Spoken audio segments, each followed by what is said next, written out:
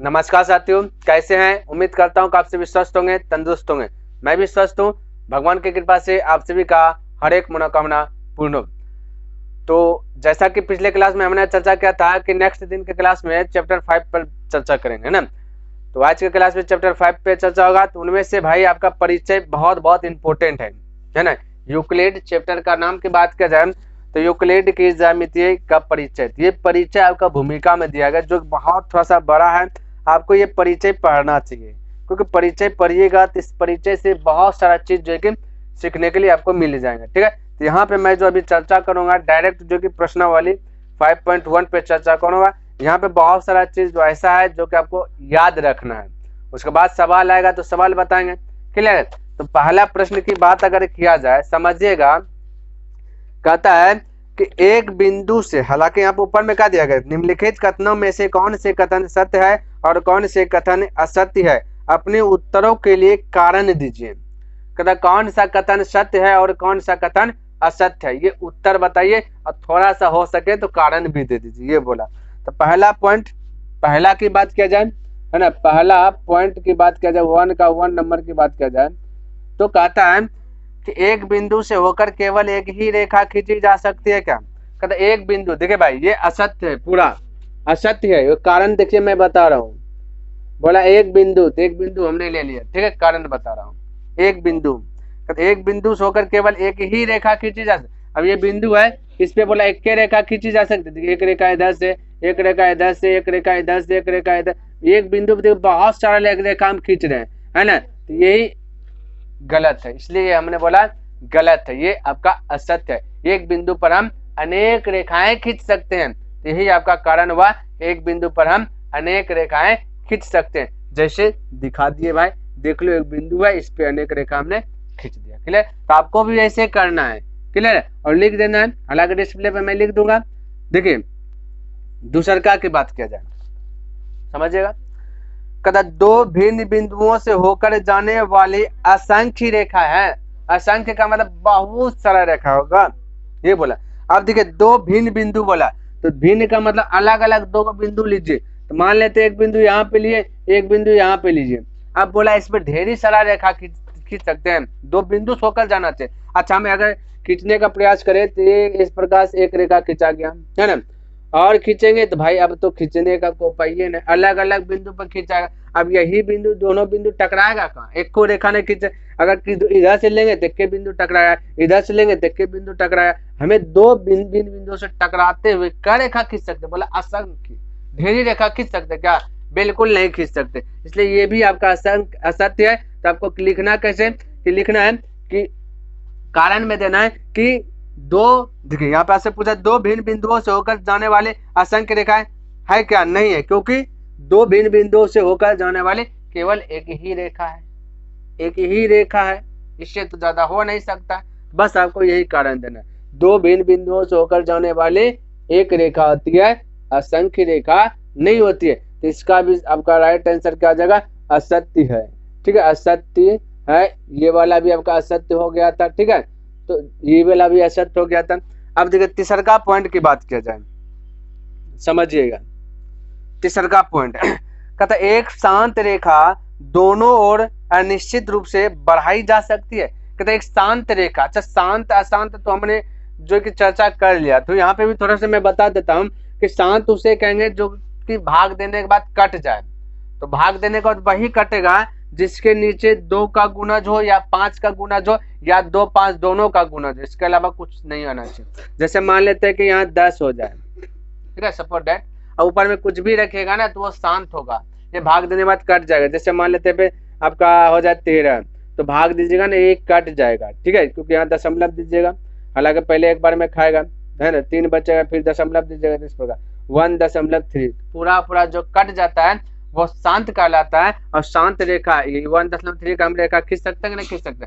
बिल्कुल खींच सकते हैं। और कुछ हम दे सकते हैं एग्जाम्पल, तो हमसे पूछा क्या है, शांत जो रेखा है, जैसे कि ये एक रेखा खींच लिया, तो भाई कोई ना कोई एग्जाम्पल लिए होंगे तो उसका शांत होगा रेखा, उसका कुछ ना कुछ वैल्यू होगा। जैसे मान लेते हम लेंगे, मान लेते 20 बटा ले लिए 10, फिर 0 जो हो गया 2 है, तो हम यहाँ पे ये रेखा पे तो 2 तो हम दिखा सकते हैं ना, बिल्कुल दिखा सकते हैं, है ना। तो बोला क्या इसका दोनों छोर बढ़ा सकते हैं क्या, ये बोला। देखिए कहता है एक शांत रेखा दोनों ओर, यानी एक ओर इधर है एक ओर इधर है, ठीक है, दोनों ओर अनिश्चित रूप से बढ़ाई जा सकती है, यानी कि बहुत बढ़ा सकते हैं, बिल्कुल बढ़ा सकते हैं। इधर भी हम बढ़ा सकते हैं, इधर भी हम बढ़ा सकते हैं, कोई दिक्कत वाली बात नहीं है। इसका राइट आंसर क्या हो जाएगा, यहाँ पे बोला कि बढ़ाई जा सकती है, हाँ बढ़ाई जा सकती है, इसलिए होगा सत्य है।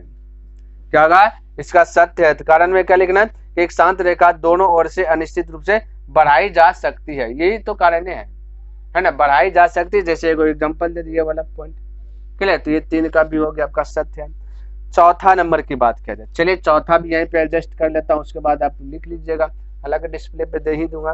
कहता है यदि 2 वृत्त बराबर है, देखिए कहता है 2 वृत्त बराबर है, तो सबसे पहले 2 वृत्त चाहिए हमें। चलिए 2 वृत्त मैं बनाता हूँ, है ना, 2 वृत्त, एक वृत्त यह वाला है ना, एक वृत्त ये वाला, दोनों लगभग बराबर बोल दिए, ठीक है। नहीं भी दिख रहा है तो बराबर आपको एज्यूम करना है। कहता है यदि 2 वृत्त बराबर है तो उनकी त्रिज्याएं भी बराबर होती है, बिल्कुल होगा भाई। त्रिज्या की बात किया जाए तो ये वाला आपका एक त्रिज्या हुआ, तो एक वृत्त में त्रिज्या मान लेते हैं 1 सेंटीमीटर का है, तो यहाँ भी जो त्रिज्या बनेगा तो किस सेंटीमीटर का बनेगा, क्योंकि बोल दिया गया दोनों वृत्त बराबर है ना, बोल देगा 2 रुपया वाला सिक्का 2 गो है, दोनों बराबर है, तो जो एक सिक्का कम होगा वही दूसरे का सिक्का कम होगा, तो यानी ये भी आपका सत्य होगा, ये भी आपका सत्य हो जाएगा। बोला कि यदि 2 वृत्त बराबर है तो उनकी त्रिज्याएं बराबर होती है, लिखना यस, हाँ होती है ना। तो कारण में लिख देना कि 2 वृत्त बराबर जब भी रहेगा तो क्या है ना, इसकी त्रिज्या भी बराबर होगा, ठीक है। चलिए ये हो गया आपका 4 नंबर, त्रिज्या भी बराबर होती है, ये लिख दे, यही आपका कारण बन जाएगा, क्वेश्चन है, ठीक है। अब 5 नंबर की बात किया जाए, चलिए 5 नंबर थोड़ा सा देखिए, उसके बाद लिख लेना है। कहता आकृति देखा दो, आकृति वहां दिया गया फिगर में 5.9 में, कहता है यदि ए बी बराबर पी क्यू और पी क्यू बराबर एक्स वाई और ए बी बराबर एक्स वाई, ठीक है, ये भी एक्स वाई होगा, तब यहाँ पे कहता क्या हो सकता है। तो देखिए आकृति दिया है, आकृति क्या दिया ना, सब फिगर बना दिया, यानी इस प्रकार से दे दिया, ए पॉइंट बी पॉइंट है ना, एक फिर से ये पी पॉइंट क्यू पॉइंट है ना, फिर से एक पॉइंट दे दिया एक्स पॉइंट, एक वाई पॉइंट दे दिया, ये 3 पॉइंट दे दिया गया, ठीक है। कहता है सब आपस में बराबर है, ये सब आपस में सब पॉइंट क्या है आपका समान है ना, तो समान है। देखिए हालांकि यहाँ पे दे दिया बराबर होगा, भाई फिगर भी देख रहे हैं, ए बी जितना बड़ा है उतना बड़ा पी क्यू है, एक्स वाई भी बड़ा है, ये सब बराबर होगा, लकीर भी बराबर, जो ए बी बराबर पी क्यू है उसका लकीर भी आपका क्या होगा, बराबर होगा, इसलिए ये भी आपका सत्य हो जाएगा, ठीक है, इसका भी आंसर सत्य हो जाएगा, ठीक है। चलिए अब लिखिए, इसके बाद आगे चर्चा करता हूं। तो देखिए 2 नंबर प्रश्न क्या कहता है, कहता निम्नलिखित पदों में से प्रत्येक की परिभाषा दीजिए, ठीक है। क्या इनके लिए कुछ ऐसे पद हैं जिन्हें परिभाषित करने की आवश्यकता है, कहता वे क्या है और आप इन्हें कैसे परिभाषित कर पाएंगे ये भी बताइए। तो पहला दिया गया समांतर रेखा के लिए, ध्यान में रखना, जब भी समांतर रेखा है तो इसको बोला कैसे परिभाषित करोगे, तो समझिए मेरी बात को। समांतर का मतलब था समान चलना, जैसे कि अगर एग्जांपल की बात किया जाए तो रेल जो ट्रेन है, ट्रेन की पटरी, ठीक है, तो पटरी समांतर क्रम में जाते हैं, है ना, अगर थोड़ा सा भी इधर उधर होगा तो रेलगाड़ी का नीचे आ जाएगी, तो बस ये बोला समांतर रेखाएं। तो जब समांतर रेखाएं होगी, जैसे मान लेते हैं कि अगर ग्राफ पे हम बनाना चाहेंगे तो ये ग्राफ होगा एक्स वाई, समांतर होगा तो मान लेते एक लकीर इधर से गया, ठीक है, एक इधर से गया, तो ये भाई आपस में कभी मिलेगा ही नहीं, ट्रेन की पटरी आपस में कभी मिलेगी ही नहीं, अगर मिल गई तो दुर्घटना हो गई, है ना। तो हम कह सकते हैं कि समांतर रेखाएं जब भी होगा इसका कोई हल नहीं होगा, कहाँ तक जा रहा है ये पता ही नहीं है, ठीक है। तो समांतर रेखाएं की बात जब भी करेगा तो उसका कोई हल नहीं होगा, हल तभी होगा जब प्रतिच्छेद करता, जैसे कि मान लेता है कि एक ग्राफ है, ठीक है, एक अगर इस प्रकार से कट जाए और एक रेखा इधर से कट जाए, जब प्रतिच्छेद हो गया तब हल होता, कोई प्रतिच्छेद ही नहीं कर रहा है तो इसका हल नहीं होगा। तो डायरेक्ट आंसर लिखेंगे समांतर रेखाएं, यानी कि इसका जो है कि कोई हल नहीं होगा, इतना सा लिख देना, क्या आता है, इसका कोई हल नहीं होगा क्योंकि ये प्रतिच्छेदी रेखा नहीं है। बस इतना सा, ठीक। तो एक लाइन में बोले तो कोई हल नहीं होगा, ठीक, कोई हल नहीं होगा। क्यों भाई कोई हल नहीं होगा? अभी तो हमने बताया समांतर रेखा ये कभी मिलेगा ही नहीं आपस में। जब तक मिलेगी नहीं तो कोई हल होगा ही नहीं, है ना। जब मिलेगी नहीं तो कोई हल होगा ही नहीं। ये माइंड में सेट कर लेना, क्लियर है।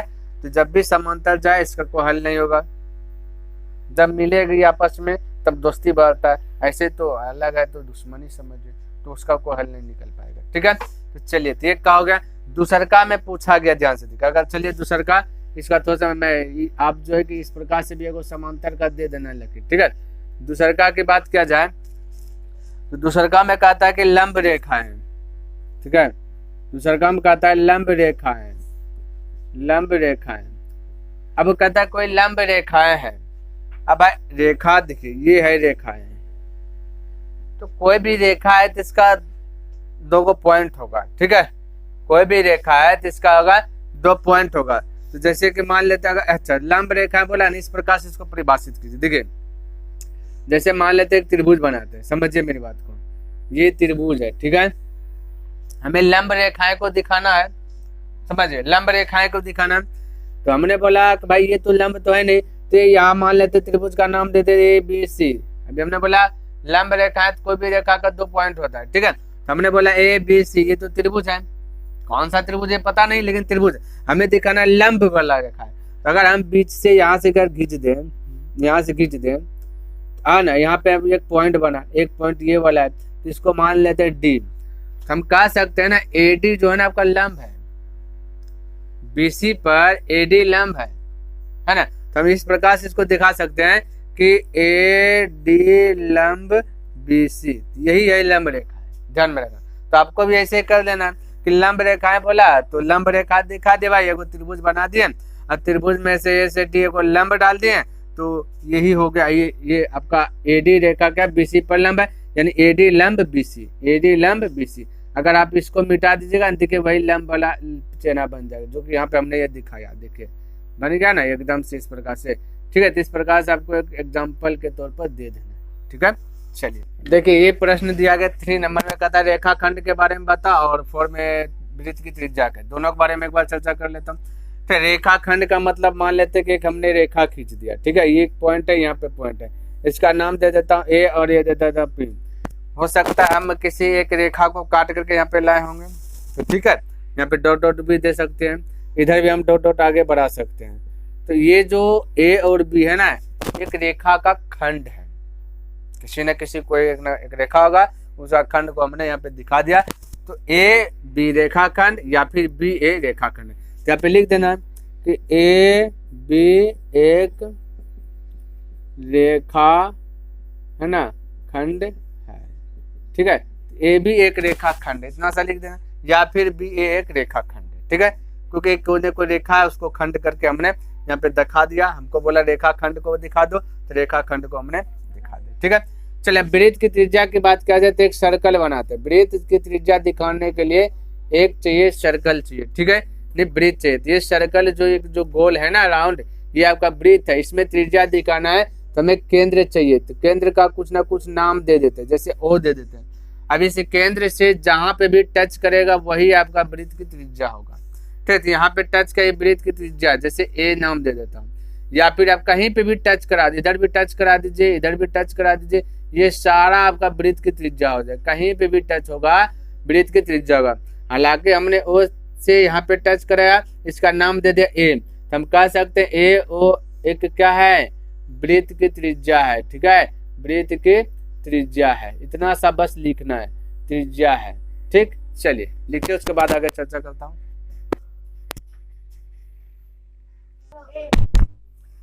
चलिए देखिए लास्ट क्वेश्चन है 2 का 5 नंबर का था, वर्ग के बारे में थोड़ा सा चर्चा कर दो। देखिए वर्ग तभी होगा जबकि चारों भुजाएं, जैसे कि यहाँ पे देख लीजिए, वर्ग तभी होगा जब चारों भुजाएं, है ना, ये चारों भुजाएं, जैसे A है, B है, C है, D, चारों भुजाएं आपस में बराबर हो, साथ ही साथ चारों कोण भी बराबर हो, ठीक है। चारों यहाँ पे जो 90 डिग्री एंगल बने ये भी बराबर हो, तब जा करके उसे हम वर्ग कहते हैं। यानी कि हम कह सकते हैं कि जब ए बी है ना, ए बी बराबर हो जाए बी डी बराबर हो जाए सी डी है ना, सी डी बराबर हो जाए A B D C D A C, इसके साथ साथ ये भुजा हुआ विकर्ण भी बराबर हो जाए तो विकर्ण बराबर हो जाएगा ना ये वाला, तो ऑटोमेटिक जो है ना भाई आपका ये 90 डिग्री एंगल यहाँ बना दिया, ये विकर्ण है। यानी कि विकर्ण, ये विकर्ण है तो ये आपका एडी बराबर होना चाहिए बीसी। ठीक है, ये जब हो गया तो ये आपका एक वर्ग है, यही आपका आंसर होगा। जब वर्ग तभी कहलाएगा जब प्रत्येक भुजा आपस में बराबर हो, उसके साथ साथ विकर्ण भी बराबर। विकर्ण जैसे बराबर हुआ तो 90 डिग्री एंगल चारों बगल बन जाएगा। ठीक है, चलिए इसको लिख लीजिए, उसके बाद 3 नंबर पर चर्चा करता हूँ।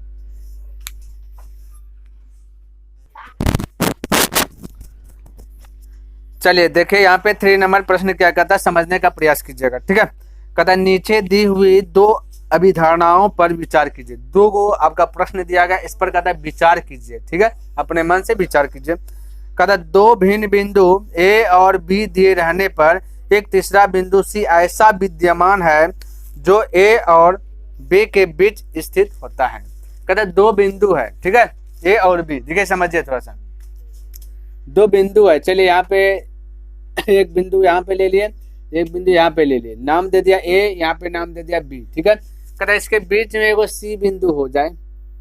क्लियर है, कहता अगर इसके बीच में सी बिंदु हो जाए तब चर्चा कीजिए कि क्या स्थिति होगा, है ना। कहता क्या स्थिति है ना, बी सी ऐसा विद्यमान है जो ए और बी के बीच स्थित होता है, तब बोलता है क्या होगा। अब ध्यान से देखिए, जब भी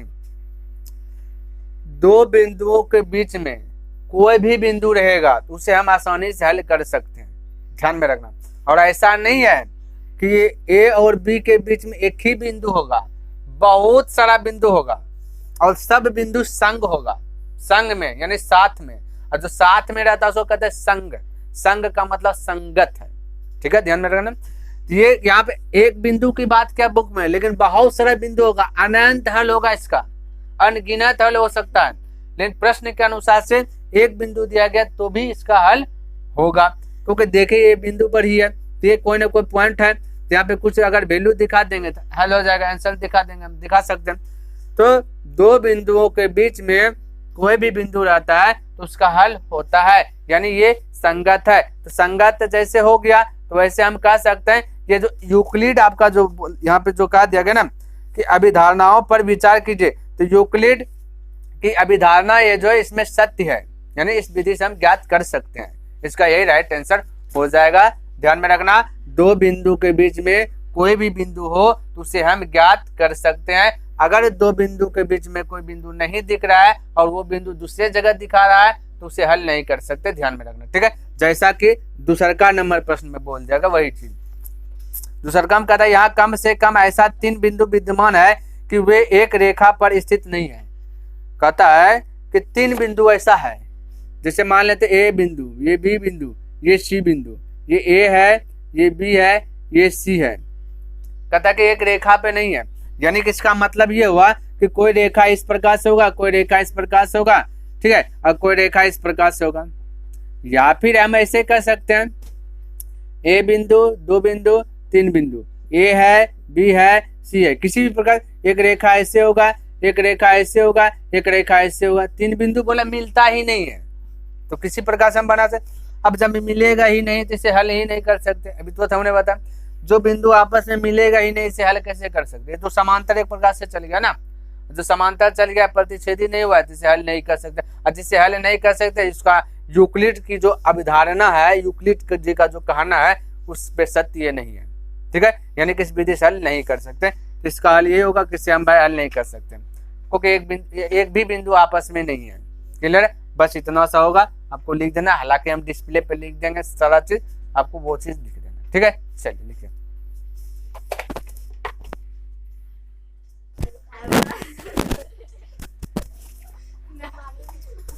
देखिए यहाँ पे 4 नंबर प्रश्न क्या कहता है। ठीक है, कहता है यदि 2 बिंदुओं ए और बी के बीच एक बिंदु सी ऐसा स्थित है कि AC बराबर BC भी है, तो कहता है सिद्ध कीजिए कि AC बराबर 1/2 AB है। एक आकृति खींचकर इसे स्पष्ट कीजिए। कहते हैं एक आकृति खींचो और बता दो, जैसे कि हमको हमें दिया गया, देखिए हम लिख लेते हैं यहाँ पे, ठीक है। दिया है, क्या दिया है भाई, गिवन दैट, यानी दिया गया है AC, समझिए मेरी बात को, AC बराबर दिया गया है, AC बराबर BC है, ठीक है। AC बराबर BC हमें दिया गया है, सिद्ध करना है, सिद्ध करना है, ठीक है, सिद्ध करना है। तो सिद्ध क्या करना, बनाने से पहले कोई भी सवाल बना रहे हैं तो हल लिख देना है, ठीक है। अब सिद्ध करना है, तो सिद्ध क्या करना है कि AC बराबर हमें दिखा देना है 1/2 AB दिखाना है, ठीक है। AC बाय दिखाना 1/2 AB दिखाना है, हमें यही बोला है। एक आकृति खींच करके बोला है, कोई दिक्कत नहीं, आकृति एक खींचता हूँ, ठीक है। ये देखिए एक आकृति हमने खींचा, एक आकृति खींचा, नाम दे दिया A है, B है और C है, ये बिंदु बीच में होगा C है। अब इसी आकृति के सारे समय क्या करना है, ये चीज को सिद्ध करना है, ठीक है। तो हम कह सकते हैं कि ABC दिया ना, तो हमें दे दिया भाई AC बराबर BC, यानी जितना पावर AC को है उतना पावर बोला गया BC को। देख लीजिए AC बराबर BC, ये आपको दे दिया गया, ठीक है। अब भाई हम क्या कर सकते हैं, ये चीज को सिद्ध करना है, तो हम कह सकते हैं कि AC बराबर BC, ये चीज हमें दिया गया, तो इसी से हम आते हैं, ठीक है। दोनों तरफ इसको मान लेते हैं थोड़ा देर के लिए फर्स्ट, ठीक है, थोड़ा देर के लिए इसको मान लेते हैं फर्स्ट, समीकरण फर्स्ट बोल सकते हैं।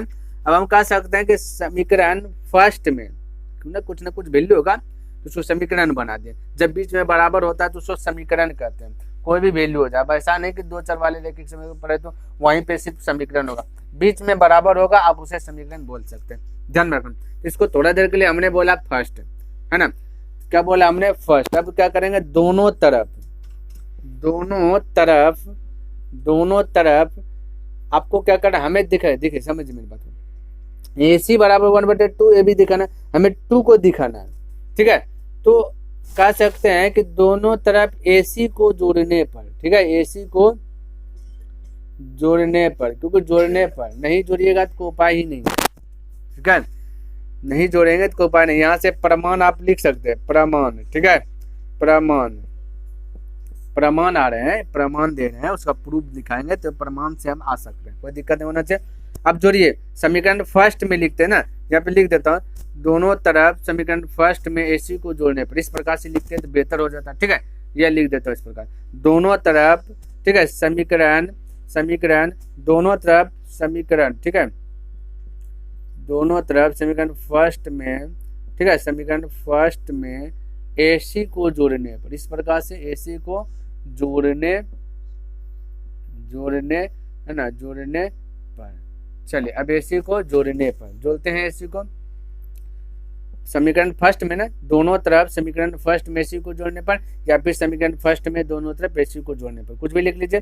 AC बराबर BC, ठीक है, तो AC इसमें भी जोड़ दिए, AC इसमें भी जोड़ दिए, किसी को डाउट नहीं होना चाहिए, जहां तक किसी को दिक्कत नहीं होना चाहिए, ठीक है। दोनों तरफ हमने AC को जोड़ दिया, AC को हमने समीकरण फर्स्ट को ही उठा कर, आप ध्यान से देखना है, क्योंकि मैंने पहले बोला कि फिगर का थोड़ा सा सहारा लेना पड़ेगा, क्योंकि फिगर का जब तक सहारा नहीं लीजिएगा तो कोई उपाय नहीं है। अब ध्यान से देखिए, अब BC और AC समझिए, यहाँ पे B और C, A और C दोनों को मिला दिया जाएगा तो A और B नहीं बनेगा, बिल्कुल बन जाएगा। देखिए A और C इतना सा है और B और C इतना सा है, दोनों को मिला देंगे तो A और B प्राप्त नहीं होगा, हो जाना चाहिए। देखिए हम यदि बोल दे AC होगा 2, ये होगा BC 3, तो ये 2 और 3 जोड़ेंगे तो 5 नहीं होगा, तो 5 आपका AB नहीं हो गया, नहीं बिल्कुल होगा। तो एक महल और एक महल मिलके 2 महल हो जाता, तो हम कह सकते AC और BC को दोनों को मिला देंगे तो AB हो जाएगा। यानी कि ये थोड़ा सा यहाँ पे देखिए कि AC प्लस, चलिए यहाँ पे लिख दूंगा, यहाँ पे BC और AC के स्थान पर हम AB बोल सकते हैं, कोई दिक्कत नहीं होगा, क्योंकि AC प्लस BC मिलेगा तो AB होगा, इसमें कोई दिक्कत वाली बात नहीं है, ठीक है। तो BC प्लस AC मिलाइए या AC प्लस BC, बतवा बरोबर है, तो दोनों मिलेगा तो AB आएगा, तो इन दोनों का स्थान पर हम AB लिख सकते हैं, यहाँ तक किसी को डाउट नहीं होना चाहिए। या आप ध्यान से देखिए, हमें प्रूव करना ए सी, तो ए सी को पार में पकड़ के रखे, बाकी इसको पर भेजिए, तो हम कह सकते ए सी बराबर, ध्यान से देखिए, ये 2 है ना, वहाँ पट्टी जाएगा भाग में जाएगा, तो भाग में जाएगा, तो हम कह सकते ए बी बटा 2। अब इसको थोड़ा सा देखिए स्टाइल चेंज करके लिखता हूँ, ध्यान से देखिए, और अतः करके लिख देता हूँ, अतः ए सी बराबर ए बी है ना, तो इसको हम 1/2 बोल सकते हैं, और ए बी को साइड में लिख सकता हूँ, क्योंकि ये A B 1 Guna A B करेंगे तो 1 ए बी होगा, तो बस 1/2 लिख दिए, ये वाला 2 लीजिए, और ए बी को थोड़ा सा साइड में लिख दे, यही चीज प्रूव करना था, ठीक है, ये प्रूव हो गया, ठीक है। चलिए अब लिखिए,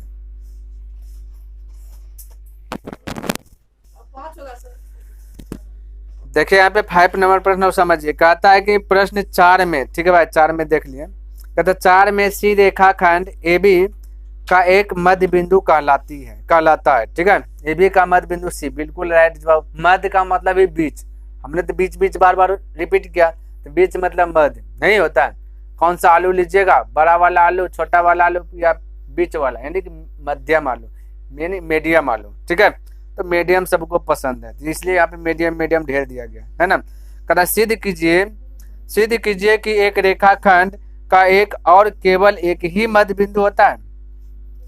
कहता अगर आप 4 में सिद्ध कर लिए, 4 में बोला कि अगर आप सिद्ध किए, ध्यान से देखिए समझिए, ये रेखा है, ए बी है, और ये बीच का मतलब कहीं भी बीच, ठीक है। अब आलू खरीदते मीडियम वाला, तो क्या सबको इतने बड़ा थोड़ा ना, कुछ इतना है ना, तो बीच कहने का मेरा मतलब यहाँ भी बीच होगा, यहाँ भी बीच होगा, यहाँ भी होगा, यहाँ भी होगा, यहाँ भी, कहीं भी बीच हो गया, समझ में आ रहा है ना। तो हम मान लेते हैं बीच है, एक बीच में सी बिंदु है, ठीक है, चलिए ये बीच यहाँ पे लगा देता हूँ, सी बिंदु है, ये यहाँ पे एक बिंदु है, सी है बीच में, बोला क्या खाली सी ए बिंदु बीच में रहेगा, और दूसरा भी हो सकता है क्या, तो चलिए दूसरा मान लेते हैं थोड़ी देर के लिए, डी होगा। मान लिए कि डी आपका ए बी का मध्य बिंदु है, डी, और सी तो आपको 4 में ही दे दिया गया था, तो सी वाला मध्य बिंदु दिया गया है, डी वाला मध्य बिंदु हमने एज्यूम कर लिया कि क्योंकि मानेंगे नहीं तो सिद्ध कैसे करेंगे। बोला सिद्ध करो कि ए बी के बीच में खाली सी ए बिंदु होगा, कि और हो सकता है भाई, ए बी के बीच में ढेरी बिंदु होगा, अनंत बिंदु होगा, वही चीज आपको दिखाना है। तो वो चीज कब दिखेगा, जब आंसर 0 आ जाए, तो 0 होगा तो इसका मतलब सब सेम है, ठीक है, एक के बिंदु पे को आसपास नहीं है, समझ रहा है ना, तो 0 दिखाना है। तो करना क्या, ध्यान में रखना, तो यहाँ पे हम लिख सकते हैं कि माना, ठीक है, माना कि ए बी है ना, ए बी का मध्य बिंदु, मान लिया ए बी का मध्य बिंदु डी है, ठीक है, डी है, ये हमने मान लिया, समझिएगा मेरी बात को। और जब मध्य बिंदु डी है तो हम कह सकते हैं, इसलिए एस डी बराबर बी से डी होगा, ये समीकरण फर्स्ट, समझे। मध्य बिंदु जहां भी होगा तो आपस में दोनों को बराबर कर दे, मध्य का मतलब था बीच, अब बीच का मतलब मेरा पूरा बीचे बीच टुकड़ा कर दो, तो आधा इधर बढ़ जाएगा, आधा इधर बढ़ गया, ठीक है, ध्यान में रखना। तो ए बी का मध्य बिंदु जैसे डी है, तो ए डी बराबर हो जाएगा डी बी, नहीं, या फिर बी डी बोल सकते हैं, तो दोनों आपस में बराबर हो गए। कब बराबर होगा, जब मध्य बिंदु दिया रहे तब होगा, है ना। अब दिया है, एक कंडीशन दिया है, तो वो क्या दिया गया भाई, कि सी भी मध्य बिंदु है, ये दिया गया है, सी मध्य बिंदु है, ठीक है। ए बी का लिख देते हैं कि ए बी का मध्य बिंदु सी है, ठीक है, ये भी दिया गया, ए बी का है ना मध्य बिंदु सी है, ये दिया गया है, हमने यहाँ लिखा दिया है, गिवन दैट, तो दिया है ए बी का मध्य बिंदु सी है, तो जब मध्य बिंदु सी है तो हम ये भी कह सकते थे भाई कि ए सी बराबर हो जाएगा बी सी, क्योंकि बीच में है तो दोनों आपस में बराबर होगा अगर टुकड़ा करेंगे तो ये हो गया समीकरण सेकेंड, ठीक है। अब हमारे पास आ गया 2 समीकरण, एक समीकरण फर्स्ट, एक समीकरण सेकेंड। अगर हम जो दोनों को आपस में, समझिए मेरी बात को, जोड़ देंगे तो 0 कहां से आएगा, तो जुट करके कुछ ना कुछ वैल्यू आ जाएगा। तो शून्य लाना है तो इसका मतलब घटाना पड़ेगा, ठीक है। तो आपस में दोनों को घटाना है, तो किसमें किसको घटाना है, तो ये जो दिया गया आपका सेकेंड है ना, सेकेंड में फर्स्ट को घटाना। अगर हम पहले लिख लेता दिया गया है ये वाला चीज, तो फर्स्ट में सेकेंड को घटा देते, नहीं समझ रहे। अगर हम पहले लिख लेते दिया गया ये वाला चीज, तो इसको तो समीकरण फर्स्ट बना लेते हैं। दूसरा बार में लिखते ये वाला चीज माना कि तो सेकेंड बन जाता। तो हम कह सकते तो उस कंडीशन में कि समीकरण फर्स्ट में सेकेंड को घटाने पर, लेकिन हमने यहाँ पे क्या क्या पहले मान लिया ये वाला चीज, तो ये हो गया फर्स्ट, ये हो गया सेकेंड, तो अब सेकेंड में फर्स्ट को घटाइए, है ना। तो लिख लेते हैं समीकरण, है ना, समीकरण सेकेंड में, है ना, समीकरण फर्स्ट को घटाने पर जब तक घटाएंगे नहीं तो जीरो कैसे आएगा, तो घटाइए बारीकी तरीके से घटाना। जैसे एडी है यहाँ पे ना, सॉरी पहले सेकेंड लेना है, एसी है ना, तो एसी ले लिया, माइनस करेंगे है वाला एडी, ध्यान में रखना, माइनस एडी बराबर सेकेंड चूज कीजिए, इधर बीसी है ना, बीसी ले लिया। अब घटाएंगे किसको, बीडी को, क्योंकि सेकेंड में नहीं है घटा रहे हैं, तो माइनस कर दिए बीडी, डायरेक्ट यहाँ पे मैंने लिखा, ध्यान में रखना। अब यहाँ पे थोड़ा सा समझिएगा, ठीक है, थोड़ा सा समझिएगा, आपका आंसर आ जाएगा। AC माइनस एडी है, BC माइनस BD। अब समझिए, हमें हर हालत में ये वाला पॉइंट चाहिए, ये CD चाहिए, क्योंकि हमें CD से ही थोड़ा सा बहस है। तो हम AC के स्थान पे माइनस CD लिख सकते हैं। बोलिएगा नहीं समझे, कब बोलिएगा नहीं समझे।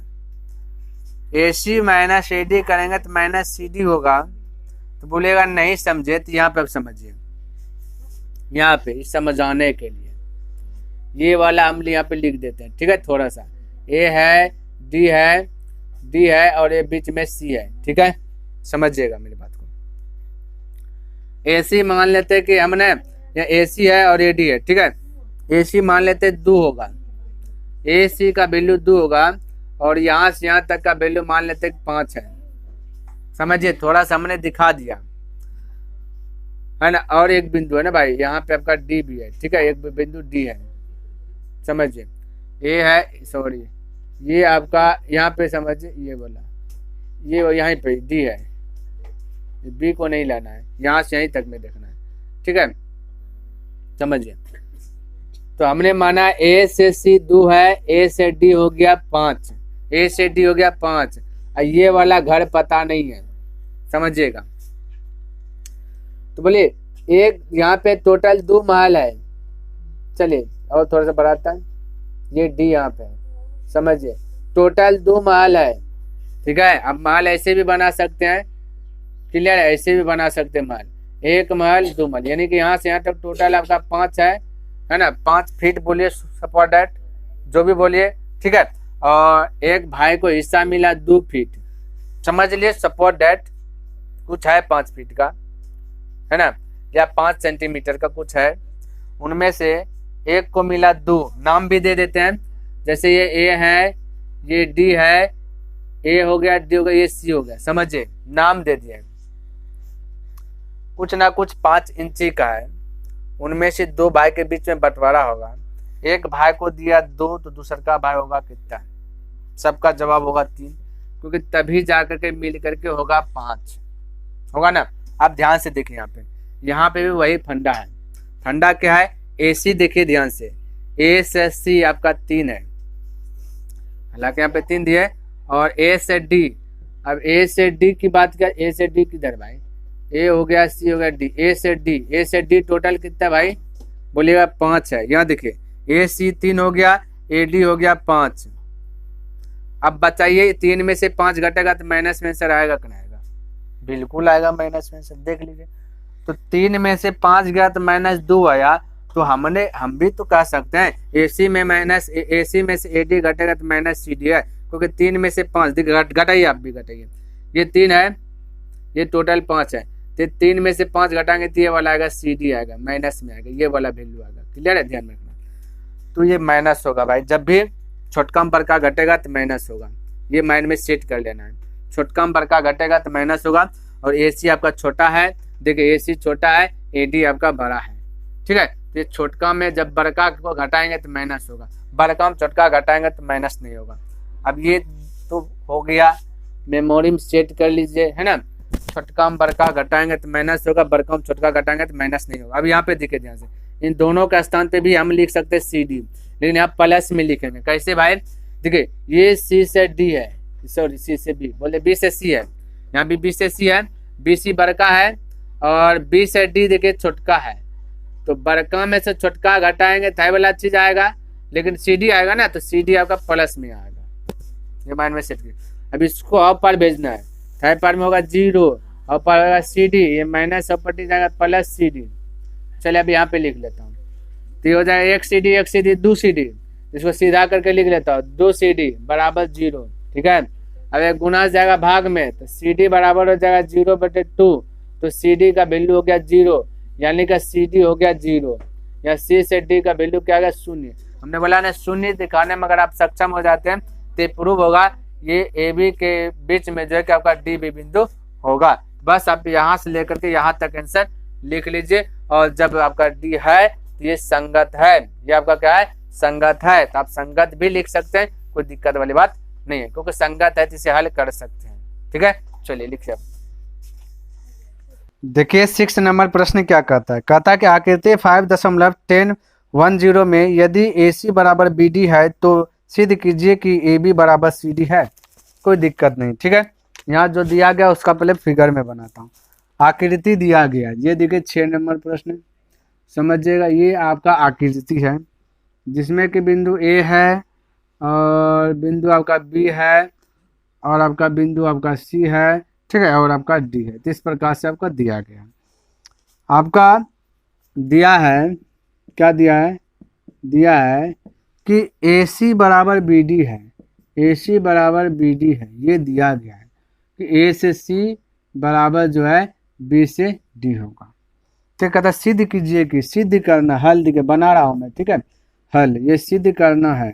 कहता है कि सिद्ध कीजिए, तो सिद्ध करना है, क्या सिद्ध करना है, सिद्ध करना है कि हमें ए बी बराबर सी डी है, ए बी बराबर सी डी है, ये चीज़ सिद्ध करना है। कोई दिक्कत नहीं, घबराना नहीं है। तो आते हैं प्रश्न से, ये प्रमाण से, सिद्ध जब भी करना है प्रमाण में आता है, ठीक है, प्रमाण। तो प्रमाण से आते हैं, तो यही जो दिया गया उसी चीज़ को उठाते हैं। ए सी बराबर दिया गया बी डी, तो ए सी बराबर बी डी। चलिए इसको थोड़ा सा हल करते हैं। ए सी के स्थान पे हम क्या चीज़ लिख सकते हैं, ध्यान से देखिए। हम अगर बोले ए से सी चाहिए, हमें ए से सी चाहिए, तो कब होगा ए से सी, जब ए से बी, यानी जब ए से बी और बी से सी को जोड़िएगा तब, ठीक है, ज्वाइंट होगा तब ए सी आ जाएगा। तो यहाँ पे लिख लेता हूँ A B plus B C, कोई दिक्कत नहीं होना चाहिए। तो ए सी के स्थान पे हमने लिखा A B plus B C. उसी प्रकार से बी डी के स्थान पे क्या लिख सकता हूँ, चेक कीजिएगा, बी डी के स्थान पे क्या लिख सकता हूँ, देखिए ध्यान से। तो हमें बी से डी चाहिए, आपके बारे में बी से डी चाहिए, यहाँ से यहाँ चाहिए। तो यहाँ से कब आएगा, जब बी से सी है ना, और सी से डी जुटेगा, ठीक है। तो बी सी प्लस सी से डी, इस प्रकार से। अब ध्यान से देखिए, हम कह सकते ए बी, तो A B plus B C है, बी सी का पटेल है, प्लस से माइनस हो जाएगा, बी सी बराबर हो जाएगा सी डी। हम कह सकते प्लस बी सी और माइनस बी सी, घट गया, खत्म हुआ, बचा ए बी बराबर सी डी। सिद्ध क्या करना, ए बी बराबर सी डी, ए बी बराबर आपका सी डी है, ये सिद्ध हो गया, ठीक है। तो अतः करके लिख लेना, अतः ए बी बराबर सी डी, प्रूव, प्रूव लिख देना, ठीक है। तो यही आपका करेक्ट आंसर आ गया। चलिए लिखिए, इसके बाद आगे बढ़ता हूँ। देखिए 7 नंबर प्रश्न क्या दिया गया, ठीक है। कहता है यूक्लिड की अभिगृहीतों की सूची में दिया हुआ अभिगृहित 5 एक जो कि सर्वव्यापी सत्य क्यों माना जाता है। ध्यान दीजिए कि यह प्रश्न 5वीं अभिधारणा से संबंधित नहीं है। कोई दिक्कत नहीं, अभिधारणा से संबंधित नहीं है, लेकिन अभिगृहीतों से संबंधित है, क्लियर है। तो ये बोला गया, तो थोड़ा सा आपको समझाना है, समझाना है, ठीक है। तो यूक्लिड की अभिगृहीतों की सूची में दिया हुआ है, तब ध्यान से देखिए। मान लेते कि मेरे पास कुछ ना कुछ वस्तु है, वस्तु तो आपको जो भी चीज दिखाई दे रहा है वो आपका वस्तु है। पेन देख रहे हैं, वस्तु है। कमीज देख रहे हैं, वो वस्तु है। मोबाइल देख रहे हैं, वस्तु है। बस उस वस्तु का नाम आपको पता होना चाहिए, ठीक है, जो भी चीज दिख रहा है वस्तु। तो मान लेते कि इससे 7 नंबर प्रश्न है, एक वस्तु हमने यहाँ पे जुगाड़ लगाया, एक जो है ना कागज का टुकड़ा लिया है, इतना बड़ा कागज का टुकड़ा है, समझिए। अब इसका क्या करेंगे, ये कागज का टुकड़ा जो है इतना सा निकाल लेंगे काट करके, तो ये निकालेंगे तो इस प्रकार से छोटा वाला कागज का टुकड़ा होगा, है ना, छोटा वाला टुकड़ा ये प्रकार होगा।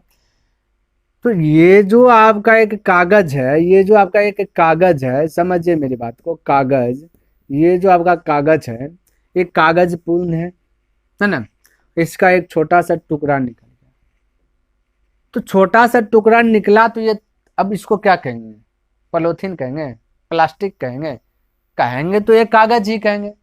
भले ही जो निकला वो छोटा हो गया, लेकिन जो पहले से वो आपका बड़ा है, लेकिन कहलाएगा क्या, कागज ही कहलाएगा। यहाँ पे क्या क्वेश्चन कर, यूक्लिड के विगृतों की सूची में दिया हुआ अभिगृहित 5 एक सर्वव्यापी सत्य क्यों है?